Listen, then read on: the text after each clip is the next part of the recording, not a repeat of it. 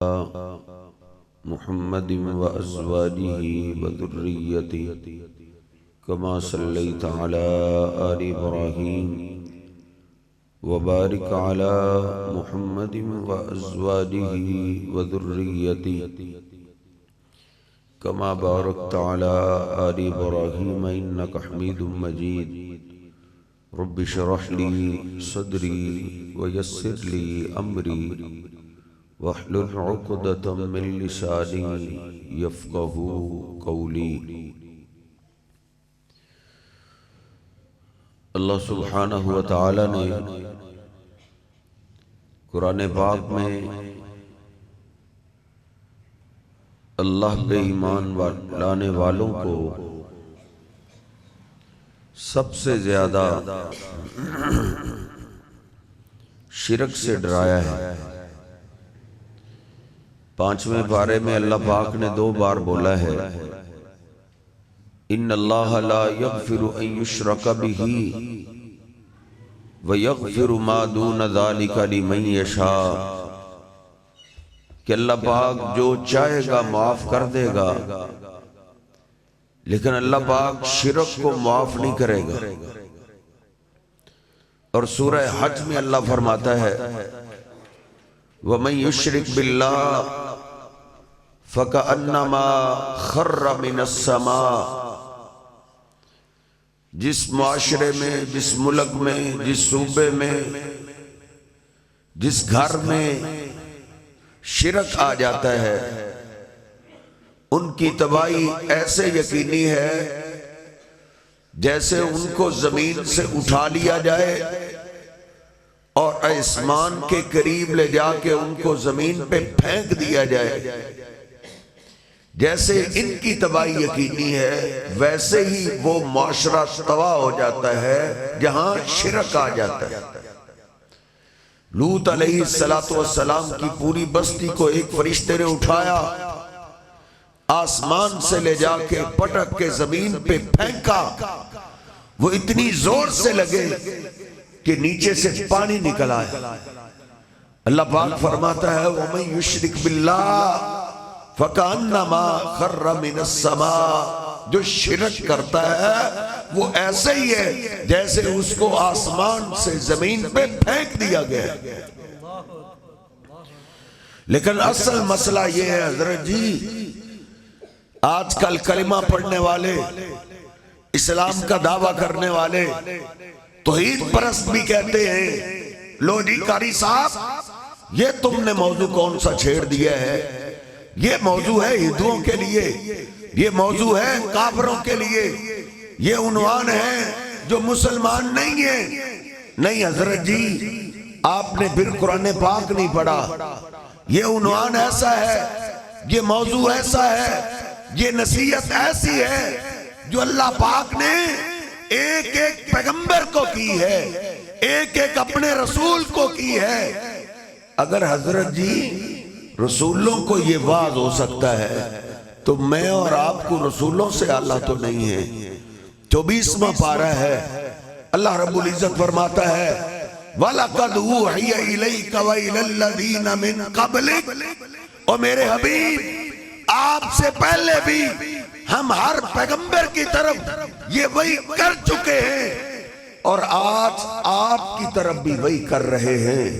لَإِنْ أَشْرَكْتَ لَيَحْبَطَنَّ عَمَلُكَ، اگر آپ نے بھی شرک کیا تو آپ کی بھی نیکیاں برباد ہو جائیں گے۔ اس لیے حضرت جی ہر ایمان والے کو اس واز کی ضرورت ہے کہ شرک کے قریب نہیں جانا۔ صحابہ اکرام سے بڑھ کے اس امت میں کوئی توحید پرست نہیں، وہ سب سے زیادہ توحید پرست تھے، جنہوں نے اس توحید پہ، اس عقیدے پہ اپنی اولادوں کو قربان کیا، اپنے مال کو قربان کیا، اپنی جان تک کو خطرے میں ڈال دیا تھا اس توحید کی خاطر۔ لیکن میرے محبوب پیغمبر علیہ السلام وقتاً وقتاً اپنے صحابہ کو توحید کا درس دیتے رہتے تھے، شرک سے ڈراتے رہتے تھے۔ ایک دن نبی پاک صلی اللہ علیہ وسلم کے پاس آپ کے ہاتھ سیدنا ابو الدرداء آ گئے. آپ نے سیدنا ابو الدرداء کو ہاتھ سے پکڑا اور آپ نے فرمایا ابو الدرداء دیکھ، لا تشرک باللہ، اللہ کے ساتھ تو نے کبھی بھی شرک نہیں کرنا. اے ابو الدرداء شرک کے قریب نہیں جانا. ان کتے عطا، اگر کوئی ظالم آئے اور تیرے جسم کے ٹکڑے شروع کر دے، تیرے بازو کو کاٹے، تیری ٹانگوں کو کاٹے، اپنے جسم کے ٹکڑے ٹکڑے کروا لینا. وَلَا تُشْرِكْ بِاللَّهِ، لیکن اللہ کے ساتھ شرک نہیں کرنا. او حرکتا، ہو سکتا ہے تیرے سامنے ایسا ظالم آ جائے جو تجھے آگ میں پھینکنے کی دھمکی لگا دے. ابراہیم علیہ السلام کی طرح آگ میں پھینکا جانا پسند کر لینا، لیکن اللہ کے ساتھ شرک نہیں کرنا.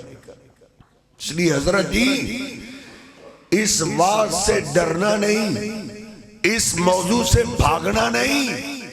یہ موضوع ہر پیغمبر کا ہے اور ہر سیانے بندے کا ہے. وہ باپ سیانہ ہے جو اپنی اولاد کو شرک سے ڈراتا ہے. اللہ نے اس کو سیانہ کہا ہے. دیکھ ایک باپ ہے لقمان علیہ السلام، اللہ کی قسم کہیں مجھے نہیں ملا کہ وہ پیغمبر ہو، پیغمبر نہیں تھے، لیکن اللہ کو ان کی ایک ادا اتنی پسند آئی، اللہ نے ان کا تذکرہ قرآن میں ایسے کیا ہے جیسے اللہ اپنے پیغمبروں کا تذکرہ کرتا ہے. اس لیے کئی مفسرین میں اختلاف ہوا. کوئی کہہ بیٹھے وہ پیغمبر تھے. وہ لقمان، اللہ کہتا ہے وَلَقَدْ آتَيْنَا لقمان الحکمہ. لوگو لقمان سیانہ تھا، میں اور آپ بھی سیانے بن جائے سیانے. اللہ کہتا ہے لقمان سیانہ تھا، ہم نے ان کو حکمت عطا کی، ہم نے ان کو دانائی عطا کی. آؤ باپ کون سا سیانہ ہوتا ہے، یہ دیکھ یہ باپ سیانہ جس کو اللہ نے سیانہ کہا. کون سی ادا پسند ہے؟ یہ اللہ کہتا ہے قرآن میں اِذْ قَالَ لُقْمَانُ لِابْنِهِ. لوگو لقمان باپ مسلمان تھا، بیٹا بھی مسلمان ہے. لقمان علیہ السلام بھی توحید پرست تھے اور توحید پرست ہو، وہ توحید پرست تھے. سامنے بیٹھنے والا بیٹا بھی توحید پرست تھا، لیکن سیانے باپ کے وعد کو جا کے ترجمے کے ساتھ پڑھنا. لقمان علیہ السلام کی ادا کون سی اللہ کو پسند آئی؟ اِذْ قَالَ لُقْمَانُ لِابْنِهِ. اس وقت کو یاد کرو جب لقمان اپنے بیٹے کو انہوں نے سامنے بٹھایا ہوا ہے. وَهُوَ يَعِظُهُ، اپنے بیٹے کو واعظ کر رہے، اپنے بیٹے کو نصیحت کر رہے. حضرت جی یہ نصیحت اللہ کو بڑی پسند ہے. اللہ نے اس باپ بیٹے کا تذکرہ سینکڑوں سال کے بعد قرآن پاک میں کیا ہے. 1400 سال ہو گئے اس تذکرے کو اترے ہوئے. آج بھی پاک پتن کی فضاؤں میں اس باپ بیٹے کا تذکرہ ہو رہا ہے. اللہ نے رہتی دنیا تک اس باپ بیٹے کا نام روشن کیا ہے. اس باپ نے اپنے بیٹے کو کیا کہا؟ اِذْ قَالَ لُقْمَانُ لِابْنِهِ وَهُوَ يَعِظُهُ يَا بُنَيَّ لَا تُشْرِكْ بِاللَّهِ. او میرے پیارے بیٹے اللہ کے ساتھ شرک نہیں کرنا بیٹا. ان الشرک لظلم عظیم. شرک بہت بڑا ظلم ہے. شرک سے بڑا کوئی ظلم نہیں، شرک سے بڑا کوئی گناہ نہیں. سب سے زیادہ ایک مسلمان، ایک ایماندار کو اپنی اولاد سے خطرہ، اپنی برادری سے خطرہ، اپنے رعایا سے خطرہ، اپنے علاقے کے لوگوں سے خطرہ شرک سے ہوتا ہے. وہ اپنے وعظوں میں لوگوں کو شرک سے ڈراتے ہیں. اس لیے حضرت جی ٹھنڈے دل کے ساتھ اس موضوع کو یاد کریں اور جدھر بیٹھے اللہ کی توحید کی بات کریں. نبی پاک صلی اللہ علیہ وسلم سے بڑھ کے کوئی حکمت والا نہیں، کوئی حکمت و دانائی والا نہیں. ساری مسئلتیں میرے محبوب پیغمبر کو آتی تھی، لیکن حضرت جی توحید پہ کوئی کمپرومائز نہیں. نبی پاک صلی اللہ علیہ وسلم کی لڑائی کوئی رشتے کی نہیں تھی، کوئی جائیداد کا جھگڑا نہیں تھا، کوئی سرداری کا جھگڑا نہیں تھا. جھگڑا ایک ہی تھا. نبی پاک صلی اللہ علیہ وسلم ان کو توحید کا آواز کرتے تھے. قولوا لا الہ الا اللہ تفلحو، کامیابی چاہتے ہو توحید پہ آ جاؤ. نبی پاک صلی اللہ علیہ وسلم کے چچا بیمار ہوئے، ابو جہل وغیرہ پوچھنے کے لیے آئے. کہنے لگے ابو طالب او بیمار ہو، زندگی کا کوئی پتہ نہیں، جاتے ہوئے ہماری اپنے بھتیجے سے صلح کروا دو. کہا کیوں نہیں صلح کرے گا؟ میرا بھتیجا تم سے صلح کرے گا. چچا نے پیغام بھیجا، نبی پاک صلی اللہ علیہ وسلم تشریف لے آئے. کہا بیٹا یہ آپ کے قریشی ہیں، یہ آپ کی برادری کے لوگ ہیں، یہ آپ سے صلح چاہتے ہیں، صلح کرنے کے لیے آئے. نبی پاک صلی اللہ علیہ وسلم نے فرمایا انی اشتریت شرطا، چچا میں بھی صلح کے لیے تیار ہوں، لیکن میری ایک شرط ہے. ایک شرط مان لے، میرا ان سے کوئی جھگڑا نہیں، کوئی اختلاف نہیں. ابو جہل خوشی میں کھڑا ہو گیا، صلح ہونے لگی ہے. اس نے کہا واہ بھی کا شرن، اور مجھے تیرے باپ کی قسم تو ہم سے صلح کر. تم ایک کی بات کرتے ہو، ہم تیری 10 شرطیں ماننے کے لیے تیار ہیں، تم ہم سے صلح تو کرو. نبی پاک صلی اللہ علیہ وسلم نے فرمایا نہیں، 10 نہیں منواتا، صرف میری ایک شرط ہے. ایک ہی نگاہ پہ ٹھہرا ہے فیصلہ دل کا. کہا ایک شرط کیا ہے؟ کہا میری برادری کے قریشیو قولوا لا الہ الا اللہ، لا الہ الا اللہ کہہ دو. وَاتْرُكُوا اللَّاتَ وَالْعُزَّىٰ، لات اور عزہ بزرگوں کی عبادتیں چھوڑ دو، اللہ سچے کی عبادت پہ آ جاؤ. اٹھے سب بھاگ گئے. اس کو تو ایک ہی بات آتی ہے، اس سے جب بات ہوتی ہے، جب اس سے ٹیبل ٹاک ہوتا ہے تو اس کو اس کے سوا کوئی بات ہی نہیں آتی. یہ صرف توحید کی بات کرتا ہے. اس لیے حضرت جی بڑے خوش نصیب ہیں ہم ایک پیغمبر کی نہیں، سارے پیغمبروں کی سنتے ادا کرتے ہیں. یہ ایک مسئلہ ایسا ہے جو سارے پیغمبر یہی دعوت لے کر آئے تھے، لیکن مسلمانوں میں اصل سمجھنے والی بات جو ہے وہ یہ ہے کہ شرک ہوتا کیا ہے. کیا ہے شرک؟ جس سے اللہ نے اتنا ڈرایا، اتنا تذکرہ کیا قرآن میں، تقریباً ہر سپارے میں شرک سے اللہ نے ڈرایا ہے. 7ویں پارے میں تو ڈرانے کی اخیر کر دی. اللہ نے سارے انبیاء کا تذکرہ کیا، سارے رسولوں کا، ان کی اولادوں کا، ان کے بڑوں کا، 18 کا تو نام لے دیا. پھر اللہ نے کہا ہے وَلَوْ أَشْرَكُوا لَحَبِطَ عَنْهُمْ مَا كَانُوا يَعْمَلُونَ. لوگوں ان پیغمبروں میں سے کوئی شرک کرنے والا نہیں تھا، ان میں سے ایک نہیں. اگر سارے بھی شرک کرتے تو اللہ کا قانون ہے، اللہ کہتا ہے میں سب کی نیکی برباد کر دیتا. مسئلہ بڑا عام ہے، اس لیے آج ٹھنڈے دل کے ساتھ سمجھیے شرک کہتے کس کو. اللہ کہتا ہے 30ویں 30 کے 30 پاروں میں ڈرا ڈرا کے سب سے آخر میں سورہ جن میں اللہ نے کتنے واضح الفاظ میں سمجھایا ہے، قل انما ادعو ربی، اے میرے حبیب اعلان کر دو، کہہ دو انما ادعو ربی، غیبی مدد کی جب مجھے ضرورت پیش آتی ہے میں غیبی مدد کے لیے اپنے رب کو آواز دیتا ہوں، ولا اشرک بہ احدا، اور میں اللہ کے ساتھ کسی کو بھی شریک نہیں کرتا۔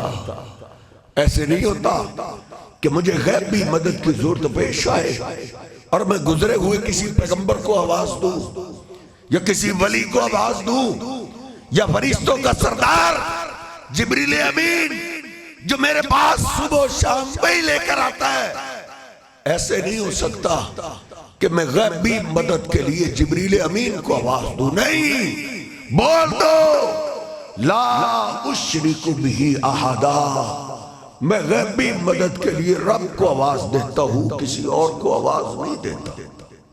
انسان ہے نا، کمزور ہے، ساری زندگی دکھوں سے بھری ہوئی ہے۔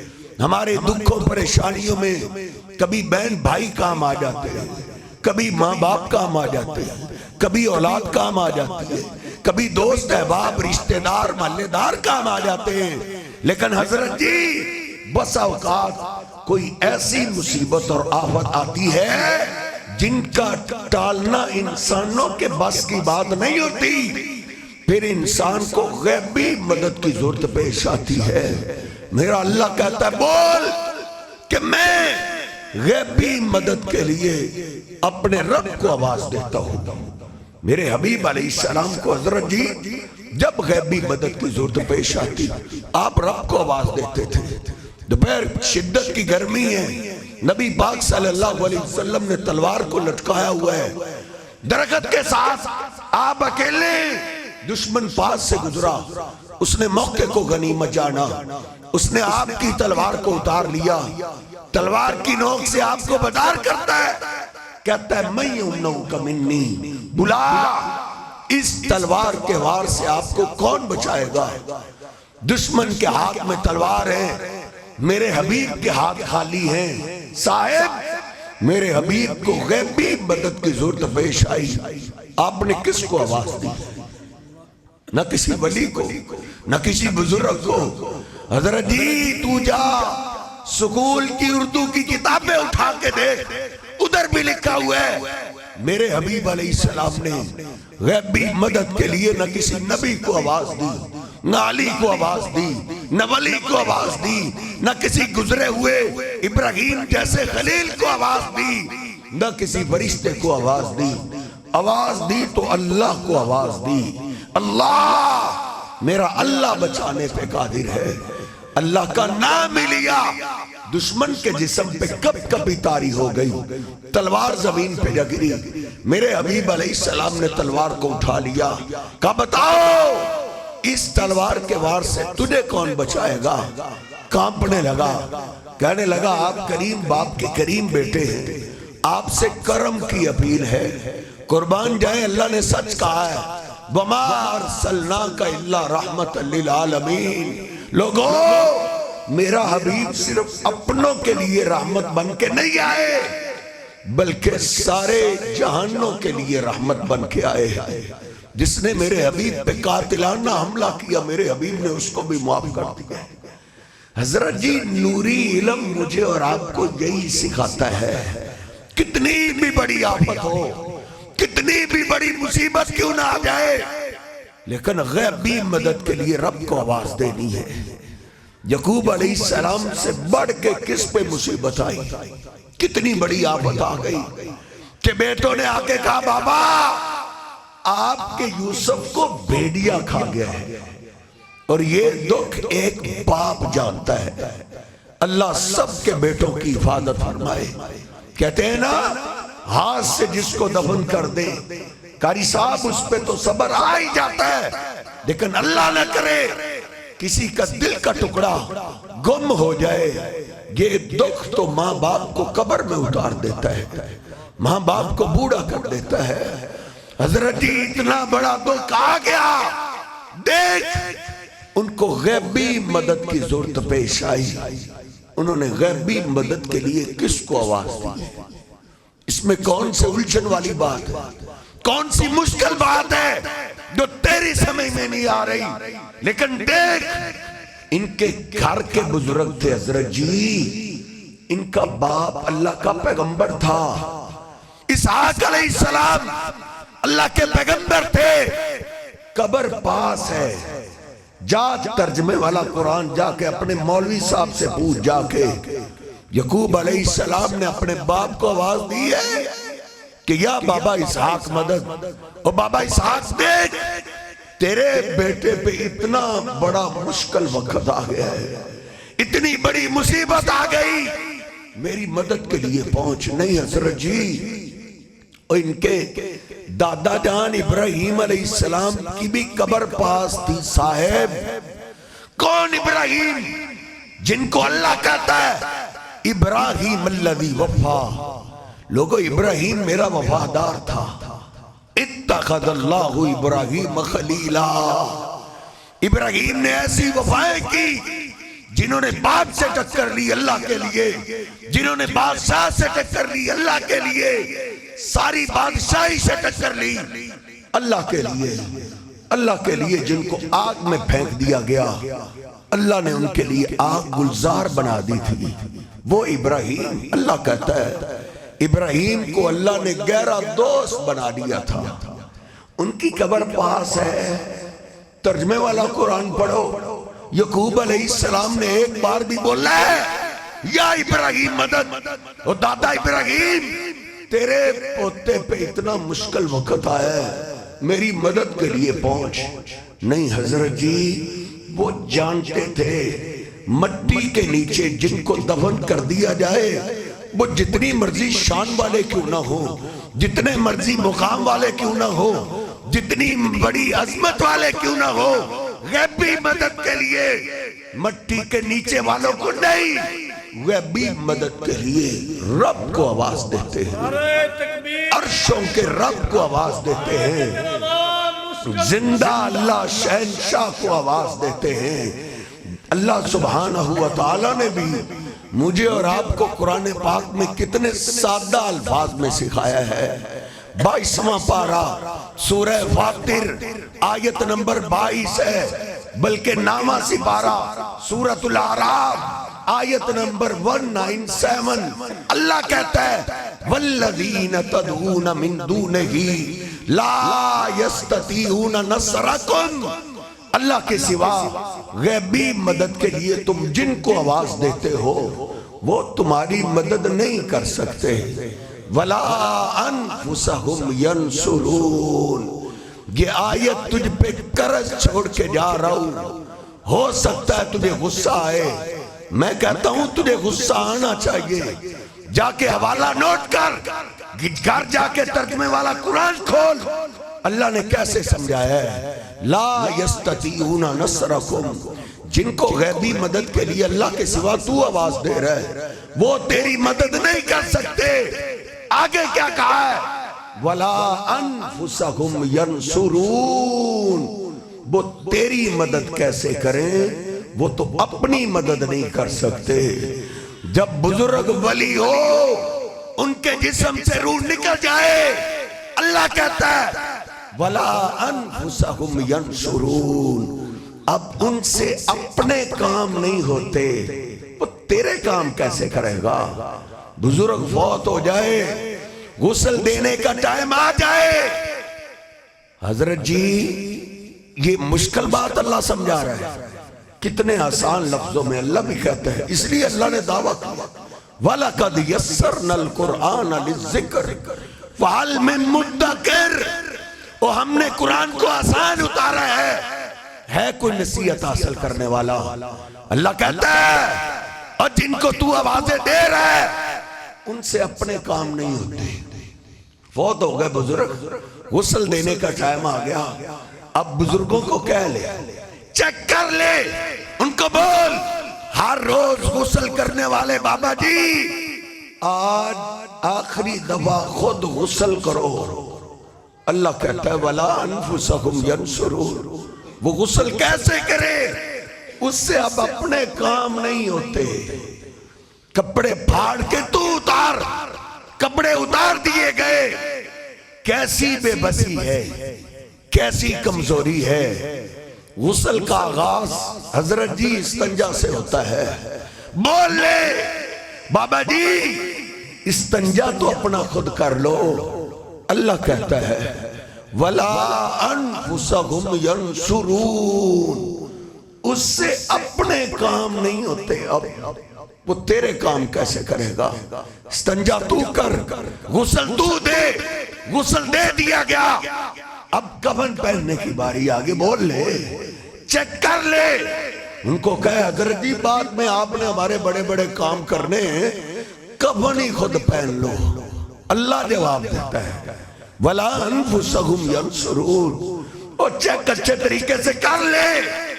اب اس سے اپنے کام بھی نہیں ہوتے. چلو کفن بھی پہنا دیا، جنازے کا ٹائم فکس ہو گیا، جنازے کا ٹائم ہو گیا. اب ان کو بول قبرستان خود جا کے دکھاؤ. اللہ کہتا ہے وَلَا أَنفُسَهُمْ يَنْصُرُونَ. اس سے اپنے کام نہیں ہوتے. اللہ نے توحید کیسے سکھائی ہے؟ ہو سکتا ہے کوئی کہے مجھے قرآن نہیں آتا، ہو سکتا ہے کوئی کہے مجھے حدیث پاک پڑھنی نہیں آتی. تجھے اللہ نے اندھا تو نہیں بنایا، تجھے اللہ نے آنکھیں تو عطا کی ہیں. کر لے اس کو چیک. قبرستان خود جا نہیں سکتا. 4 5 10 آدمی مل کے اس کو اٹھا کے قبرستان لے کر جاتے ہیں. قبر تیار ہے، قبر کے پاس 4 پائی رکھ دی گئی. بول لے بابا جی ادھر تک تو ہم آپ کے کام ہم کرتے رہے ہیں، اب یہ آخری کام ہی کر لو، قبر میں خود اتر جاؤ. اللہ کہتا ہے وَلَا أَنفُسَهُمْ يَنْصُرُونَ. اس سے اپنے کام نہیں ہوتے. اس کو قبر میں تو اتار. 4 5 آدمی ملتے ہیں، مضبوطی سے پکڑتے ہیں، کہیں بابا گر نہ جائے. مضبوطی کے ساتھ طاقت لگا کے بزرگوں کو قبر میں اتار دیا. سلیپیں ڈال دی. سلیپوں کے بعد درختوں کے پتے لا لا کے سوراخ بند کر دیے، شاپر ڈال دیا. اور دیکھ اللہ نے دنیا میں اپنی توحید کی نصیحتیں کیسے پھیلائی ہیں. اللہ کو پتہ ہے ساری صدیوں کا. بعد میں آنے والے لوگ یہ کہیں گے اور جب باہر ہوتے ہیں مدد نہیں کرتے، پردے میں چلے جائیں تو مدد کرتے ہیں. دیکھ بابا جی پردے میں چلے گئے، سلیپیں آ گئی، شاپر ڈل گیا. آخری کام ہے بابے کو پردے میں سے آواز دے لے بابا ہمارے کام بعد میں کرنا، پہلے اپنے کام کر لو. قبر پہ اپنی مٹی ڈال لو. لیکن حضرت جی ضعف الطالب والمطلوب. اللہ کہتا ہے اس سے مانگنے والا بھی کمزور ہے، جس سے مانگا جا رہا ہے وہ تو بڑا ہی بیچارہ کمزور ہے، وہ بے بس ہے. مٹی ڈال. میرے پیغمبر بھی کہتے ہیں جو قبرستان میں جائے ہر کوئی 3 مٹھیے مٹی کی ڈالے. اللہ بتانا چاہتا ہے یہ تم سب کا محتاج ہے، تم سب مل کے اس کے کام کر رہے ہو. حضرت جی اس سے بڑی بے وقوفی کیا ہو سکتی ہے؟ قبر تیار ہونے تک وہ ہمارا محتاج، اس کے سارے کام ہم کرتے رہے. جب قبر تیار ہو جائے ہم اس کے محتاج کیسے ہو گئے؟ یعقوب علیہ السلام نے حضرت جی اتنا بڑا دکھ بھی آیا، انہوں نے باپ کی قبر کا رخ نہیں کیا. دادا ابراہیم علیہ السلام کی قبر کا رخ نہیں کیا. وہ جانتے تھے غیبی مدد کے لیے باپ دادا کو نہیں، غیبی مدد کے لیے رب کو آواز دیتے ہیں. قرآن جب اطلاع ملی تو کیا کہا؟ صبر جمیل. اے اللہ بہت بڑا دکھ آ گیا، صبر کی توفیق دے دے. اور پھر کیا کہا؟ واللہ المستعان. اتنے بڑے دکھ میں اے میرے اللہ میرا مددگار تو ہی ہے. میری مشکل حل کرنے والا تو ہی ہے، میرے بیٹے کو واپس لانے والا تو ہی ہے۔ 1 سال روئے، 5 سال روئے، 10 سال روئے۔ حضرت جی ہم تو 1-2 سال کے بعد اللہ کا راستہ چھوڑ دیتے ہیں، ان کو کئی سال روتے گزر گئی اللہ کے آگے۔ قرآن کہتا ہے اللہ کے آگے روتے روتے وَبْيَضَّتْ عَيْنَاهُ، ان کی آنکھیں سفید ہو گئی، لیکن انہوں نے صاحب اللہ کا در نہیں چھوڑا۔ وہ جانتے تھے اس بڑے کے در پہ کبھی کبھی دیر ضرور ہو جاتی ہے، لیکن ہاں دیر نہیں ہو سکتی۔ انہوں نے اللہ کا در نہیں چھوڑا، لیکن وہ بھی شہنشاہ ہے، آزماتا ہے تو پھر کمال ہی کرتا ہے۔ بیٹا کیا ملنا تھا، بیٹوں نے آ کے کہا بابا آپ کے دوسرے بیٹے نے چوری کی ہے، وہ چوری کے کیس میں جیل میں بند ہو گیا ہے۔ قرآن پاک کے سمجھانے کا انداز تو دیکھئے، یعقوب علیہ السلام پہ پھر دکھ آیا۔ اوے یہ دکھ ایک باپ ہی جانتا ہے، کسی کا بیٹا اللہ نہ کرے جیل میں چلا جائے، باپ کو تو کھانا اچھا نہیں نہ لگتا، وہ تو یہی کہتا ہے میرے بیٹے کو باہر لے کے آؤ، میرا جو کچھ بکتا ہے بک جائے، میرا بیٹا باہر آئے۔ دیکھ اتنا لمبا یوسف علیہ السلام کا غم، اس کے بعد پھر دوسرے بیٹے کا غم آ گیا۔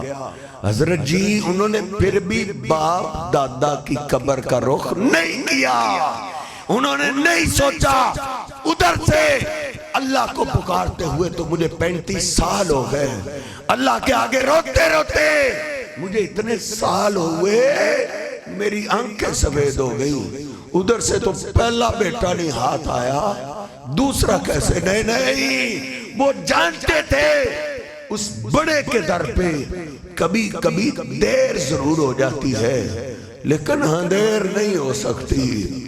ایک ایمان والا اس رب کے در کو نہیں چھوڑ سکتا۔ لا تیأسوا من روح اللہ انہو لا ییأسوا من روح اللہ الا القوم الکافرون۔ اللہ کی رحمت سے نا امید تو وہ ہوتے ہیں جو اللہ کو جانتے نہ ہو، جو اللہ کی بادشاہی سے واقف نہ ہو، جو اللہ کی قدرتوں کو جانتے نہ ہو۔ یہ تو اللہ کو جاننے والے تھے، روز ضرور پڑھے یا آسفا علی یوسف وابیضت عیناہ من الحزن، ہائے میرے اللہ میں تو اپنے یوسف کو نہ بھلا سکا، تو نے مجھ سے میرا دوسرا بیٹا بھی لے لیا ہے، لیکن اے شہنشاہ میں پھر بھی تیرے در کو چھوڑنے والا نہیں ہوں۔ انما اشکو بسی و حزنی الاللہ، اللہ میں سارے شکوے شکایتیں پھر بھی تیرے آگے رکھتا ہوں، میرے بیٹوں کو واپس کرنے والا تو ہے۔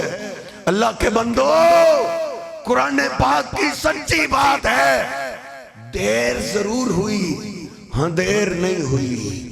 جب آزمائش کی اخیر ہو گئی پھر بھی انہوں نے اللہ کا در نہیں چھوڑا۔